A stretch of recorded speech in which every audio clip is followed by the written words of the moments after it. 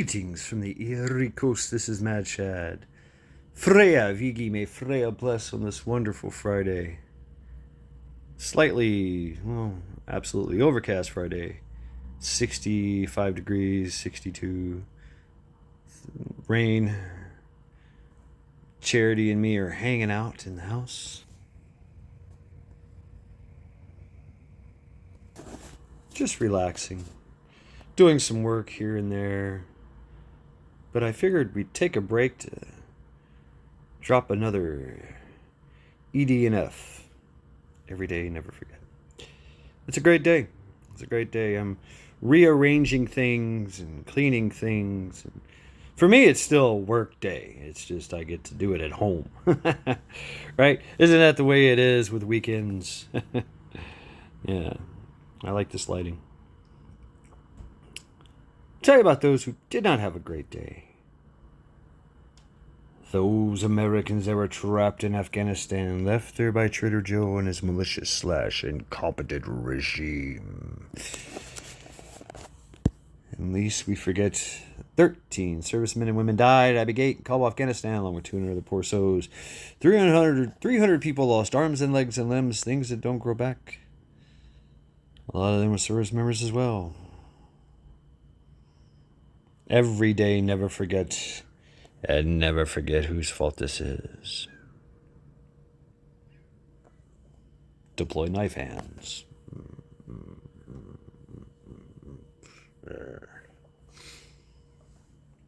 But there was hope. Folks getting him out. Task Force Argo, Task Force Pineapple, Project X's, Project Domino Christian Coalition, Mighty Oak Foundation, just to name a few. And least we forget that, well, I've read so many numbers. 1,300 people have been incarcerated at one point in time over this J6 debacle. Held as political prisoners without sentencing, without bail, torture, solitary confinement conditions. Someone lost an eye. There have been suicides. Now, I found out that a lot of these people that were arrested and charged and were sentenced for like less than 2 years here and there, whatever.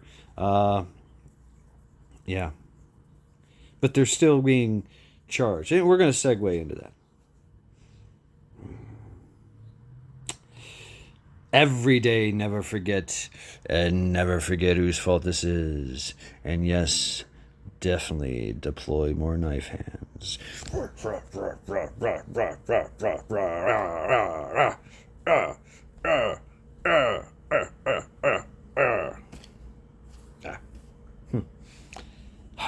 But there's hope.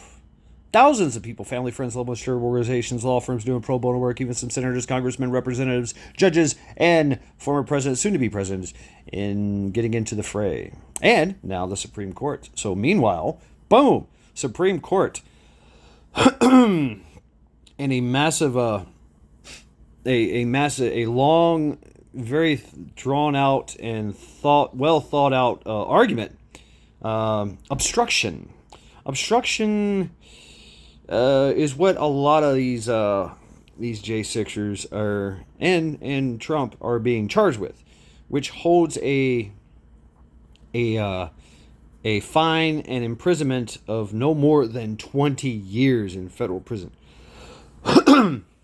Yeah, right. Now, as the law reads, or shall we say the rule reads, law, well, it is a law, I guess, is that it pertains to, influencing, obstructing, and records, paperwork, things of that nature, trying to impede a proceeding, to impede the election proceeding. And so a lot of things came out that, well, they had already done all that way before the J6ers did it. And, it's obvious that it was a well-orchestrated event. Yes, well-orchestrated. On both sides, by the way. All sides. All sides were well-orchestrated. Of course, T-Man, he had a rally. And, peacefully asked that people, show some restraint. Just get up there and rah rah rah, sis boom bah, you know, voice their opinion and say, hey, this is there's a lot of election fraud going on here. What the fuck's going on here? This is not right. This is not American. And let's do this peacefully. And then on the other side, the DC police, and of course the coordinating upper echelon motherfuckers, which included Miss Nancy. Yes, Miss Nancy. She was in charge of the DC police at the time. She well orchestrated a defense of the Capitol building, and then she told the National Guard to stand down. No, we got this. It's okay. We don't need your help. We got this. And then, of course, the D.C. cops were totally overrun and totally ill-prepared for such a large gathering of people.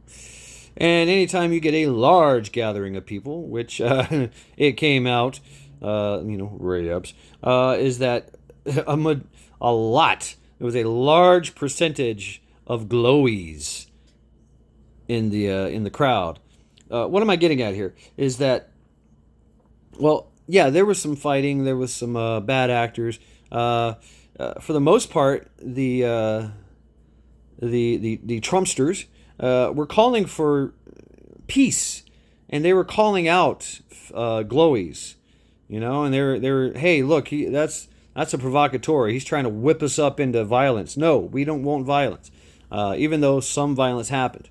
As far as a insurrection, it was not the most violent insurrection. when the word insurrection is used, I often think of, say, storm the Bastille, let them eat cake, guillotines in the streets, public hangings, shootings, executions, structure fires. None of that happened. There was someone that got shot, Ashley Babbitt. Yeah, she was shot for looking into a window. Yeah, looking into a broken window. Shot by a Blem sympathizer that was on the DC police force. Yeah, I haven't seen anything about that in quite some time. Yeah, and his identification his identity is known, of course. Came out rather easily. But all these things as a insurrection, and of course, let's not forget the simple fact that at some point in time, the DC police stopped resisting the crowd and removed barricades, removed physical barricades to stop the people from coming into the Capitol building, which, by the way, they have the right to go in anytime they wish. Yeah, we do. That's our building. That's our building. Not. It's not their fucking building. It's our building. They are employees of us. We, the people, are the employers. They are the employees. So, anyway, I'm getting on a little rant here, but my point's going to come to a head here in a minute.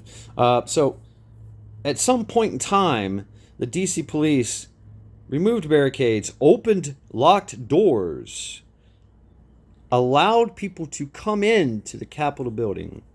Some taking guided tours. Here, come this way. And those who went into the Capitol building there wasn't no, there was no violence. There was one, Ashley Babbitt, right? There were some scuffles here and there. For the most part, people were just taking a guided tour by the DC police. And I'll never forget the one cop, the DC cop that was standing at the door, says, I don't agree with what you're doing, but I absolutely support it. And so what does that tell you? That tells you that they did not feel threatened. They felt the DC police, which police are usually the ones that feel so threatened, right? That they'll shoot a motherfucker at the drop of a hat. They were told to stand down. They were told to stand down, open doors, remove barricades, allow people in. Yeah, podium got stolen. Yeah, Mr. Chauncey, the QAnon shaman, propped his feet up on the. Yeah, absolutely. You know, what was it been called by some of these employees of ours? They violated the sanctity, whatever. No, that's ours. I paid for that. You paid for that. We made that. We put them there. That's what they have to understand. See, and that's where things have changed in our governments. In all governments. All governments will eventually become corrupt and oppressive. Always. And so that's why this whole, you know, Constitution, the federal papers, it's a way of the United States of America. We the people are in charge, not you. Not you, Mr. El Presidente, not you, senators, congressmen, representatives. All you other agencies and alphabet soups. You're not in charge. We are. And but throughout the course of time, our power has been eroded and diminished and even separated. They've been recruiting. If you haven't noticed, they've been recruiting. So, what am I getting to? Well, anyway, that was not obstruction. All that happened on J6 was not obstruction. They had already, Congress had already done, Congress and Senate, or all those people, they had already done what needed to be done as far as elections and their civic duties, their principle, the duties that they had to, the tasks that they had to perform at that day. And obviously Mike Pence being the one that really, I'd say is the biggest traitor here, because he could have. He could have he could have affected the election much differently if he would have called out the injustice and called out the corruption. Yet no, he was seen right away accepting a token of his sacrifice, because he did sacrifice himself for that. Yeah, for their cause, for the other side's cause, right? Charity. Oh yeah. What? Oh, yeah, that thing's still there. Yeah, charity. Yeah, oh girl. Oh.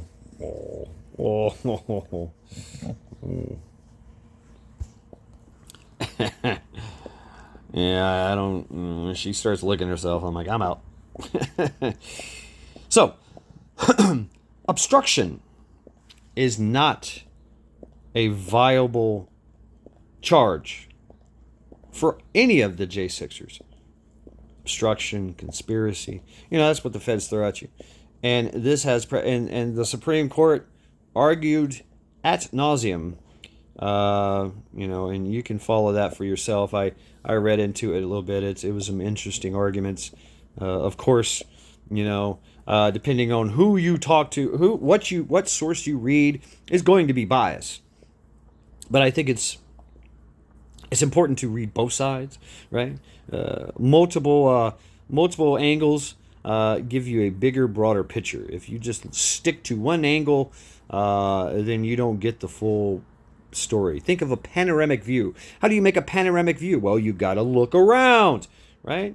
You have to change your perspective, different perspectives, multiple perspectives to get a picture of what's around you, either all the way around you or one specific target, right? So anyway, they have ruled that obstruction is not a viable charge for the J6ers or for T-Man, for Trump. So yeah, that would imply that a lot of people, some 1,300 people that have been tried, convicted, incarcerated, must be set free or sentences reduced, because they you know what they do, they tack on more charges and hem you all up, and fines and court fees and all kinds of shit, right? Part of that administrative violence that they go at, they inflict us with. See, so yeah, absolutely corrupt. But right on to the Supreme Court, and we're talking everyone, all of them. They were like, yeah, this is not obstruction. As the law says, no, this is not obstruction. No, these are, and they said it's like, it's likened to you go into a theater, and you think I want to say fire, but no, you go into a theater and you can't videotape, the the movie you're watching. That's is forbidden because of all these kind of issues. But nobody's going to go to jail for 20 years because of that, right? So you know, or if they or if somebody stands up and starts yelling, well, they're impeding, the progress of watching this movie, so you can have a nice, peaceful, whatever experience, or yelling fire, or well, yeah, yelling fire. That's creating chaos and disorder, and that's definitely frowned upon, right? So, but if someone acts a fool, they just get removed, and they get kicked out, like in a bar. There's a fight. People usually don't get arrested; they just get kicked out. I've kicked out of many of people. Never arrested them. Never had them arrested. I just said, "Hey, you've been fighting here. You're banned." Boom, and out the door they go. And if they don't go quietly, it's by the seat of their pants, right, or the scruff of their neck. So it's dealt with, and it basically, the Supreme Court said that obstruction is too severe of a charge, too severe for the charge of the insurrectionist, which is not a true term. All right, no, that's bullshit. That was not an insurrection, and none of those people were insurrectionists. The only insurrectionists were the glowies, right? But it's not an insurrection if the glowies do it. No, that's what do they call that? Entrapment. Yeah, that's what that's called. Entrapment, right? Entrapment, influencing. They were absolutely influencing, trying to push violence, perpetuating violence, engaging in violence. Yes, a lot of these glowies were doing bad things, and everybody was condemning them. Some people made citizens arrests. Hey, no, what the fuck are you doing? Put the Molotov cocktail away. Why are you carrying ball peen hammers? No, no, we're here peacefully. But no, they had other plans. See, this was all entrapment. So no, it's not an insurrection. It's a entrapment. Entrapment. Yes, indeed. Let me trill these R's, huh? Entrapment. Entrapment. Yes. Yeah. So that's exactly what it was. Is an entrapment. And of course, they're going to control the narrative. But we all know the truth.